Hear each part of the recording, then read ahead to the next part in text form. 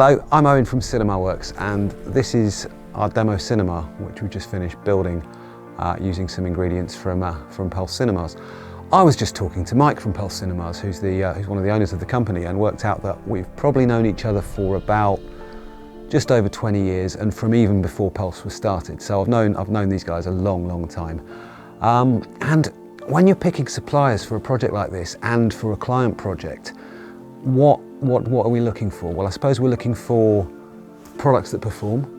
We're looking for products that are reliable, because certainly clients who are spending big sums on a home cinema, you know, they don't need to see you for service calls, they do need to see you for upgrades. That's really important. But the crucial one, I think, is the support, the backup, the customer service. And I've always felt, for a long time now, that Pulse Cinemas have got my back. Very occasionally there's a drama, but everyone has a drama, and it's all about, is this going to be sorted out quickly? Is this going to be sorted out professionally?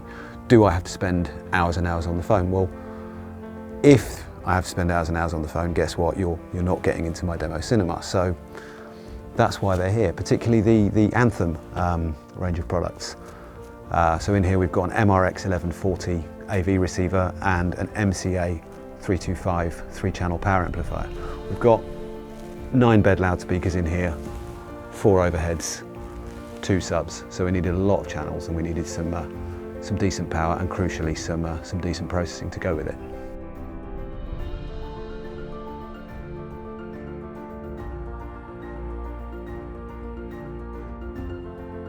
Okay, so I started out as Connected originally, and then very quickly Connected Works, because you can't really do anything with the word connected. It's much too generic in terms of your website and so on. So quickly we became Connected Works. It was more of a sort of general do everything smart home company, like everyone does. And the problem is, I think, is that the smart home is often a bit too complicated. Some of the products are a bit kind of too affordable and so on. And never-ending complexity, a world of software updates from the likes of Google and so on, so you have all the complexity and lots of client hand-holding, and actually not that profitable. So I think that market is too immature to have a proper service-based business around. And then in 2018, actually, we won a CEDIA award for Best Media Room in EMEA for that year, which is quite a big deal, you know, for a tiny company based out of Bristol to win a sort of EMEA level award for a media room home cinema type project. And the penny dropped. It's like, well, actually, I've been doing home cinema stuff for, you know, my entire career. I'm pretty good at that. We're winning awards at that level. And at this point, we decided, actually, no. So Connected Works became CinemaWorks, and that's worked so much better. Not least because now when people get in touch, straight away, they're doing a cinema room, straight away, they're probably pretty serious about it and want it high performance, which is exactly what we can do. So that worked out. Then in January of this year, Fraser, the owner of Able Electrics and Fraser Besant Lighting, contacted me because they just moved to a fantastic new facility in Bristol, and there was a boardroom kind of going spare. Well, it's not a boardroom anymore because we're sitting in it. It's now a really great home cinema facility that we've been building for the last 3 months. So hopefully that will just step us up to the next level again.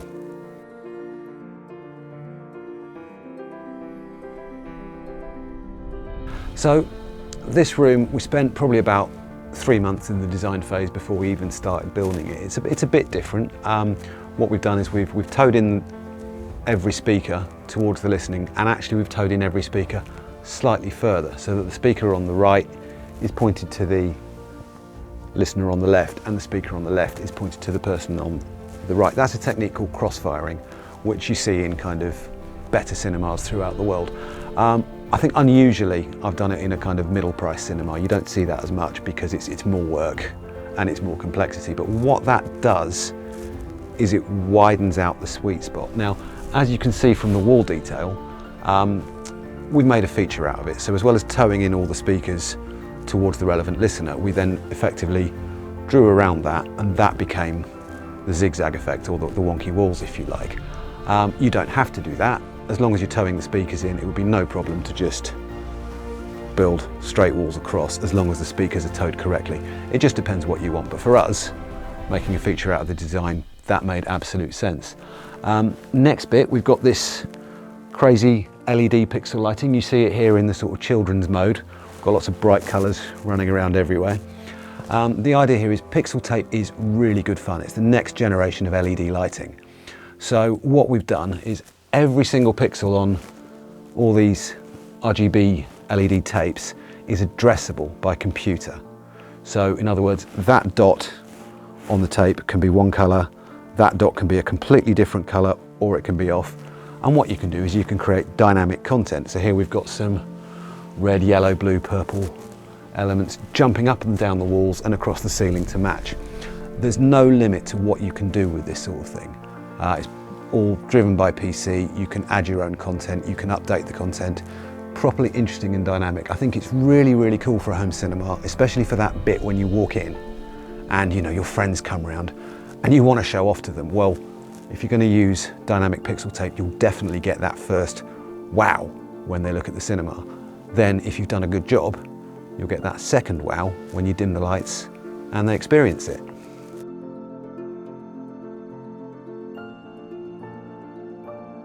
So the other thing with towing in the loudspeakers correctly is what that does is it enlarges the sweet spot, the good bit.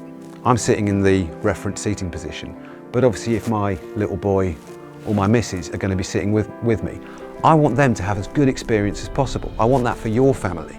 So anything we can do in the placement that makes that suite area bigger, that reduces the seat-to-seat variation, is something I'm going to want to do in every cinema we build.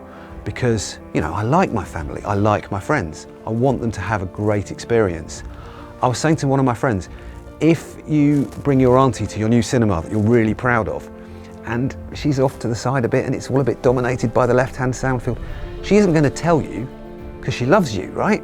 But she might just make an excuse and not sit in the cinema next time. So we need to design that out for you and make the whole thing a much better experience for friends and family. The next thing you need to do, having done what you can in terms of the placement and the acoustic treatment, is to get that final few percent of performance, you need a really strong room correction system just to make the overall performance as even as possible for as many listeners as possible. And so we were really happy to use Arc Genesis by Anthem.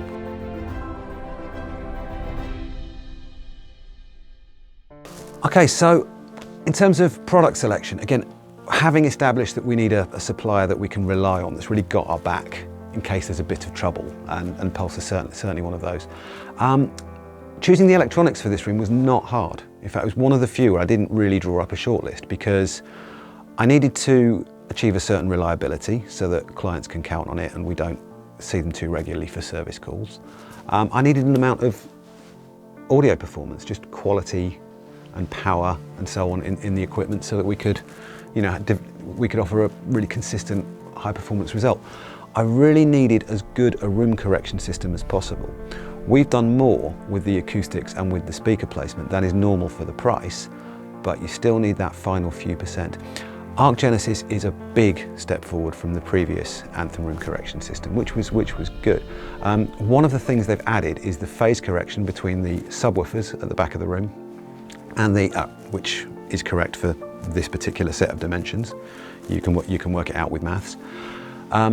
Between the subwoofers and the main loudspeakers, so that when a big event happens and it's coming from the main loudspeakers and from the subs, that the whole thing is in time and it hits you harder and it's that bit more convincing. So that's a really big step forward.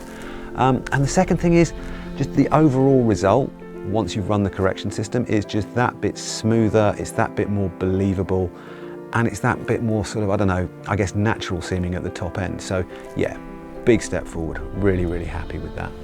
And finally, having a nice big chunky power amplifier to drive the front channels. Hugely important. Lots and lots of headroom, especially from the main speakers, but actually every speaker in here, we've worked it out, we've achieved 109 dB of clean power, which is the 105 that the spec recommends, plus about another 3 or 4 for a bit of added headroom, just to make sure. So in other words, it's like when your car's doing 70 miles an hour and it's not even trying.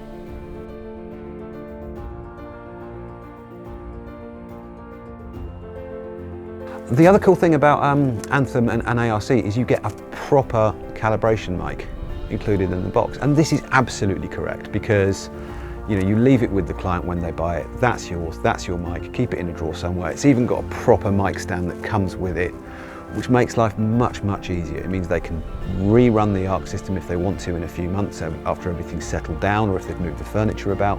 It means you can come and do it, but it's just one less thing on the tick list for a service call. So that's really fabulous. And of course, it's been properly calibrated, so the ARC system loads the calibration profile from that mic, as opposed to, for example, either you've got to buy another one. Where do you keep that? How do you organise that? How do you give it to your staff? You know, who's got the microphones? Or every receiver you buy comes with a really flimsy little plastic cheap calibration mic that's not really doing a good job. So yeah, that's a handy bonus, definitely.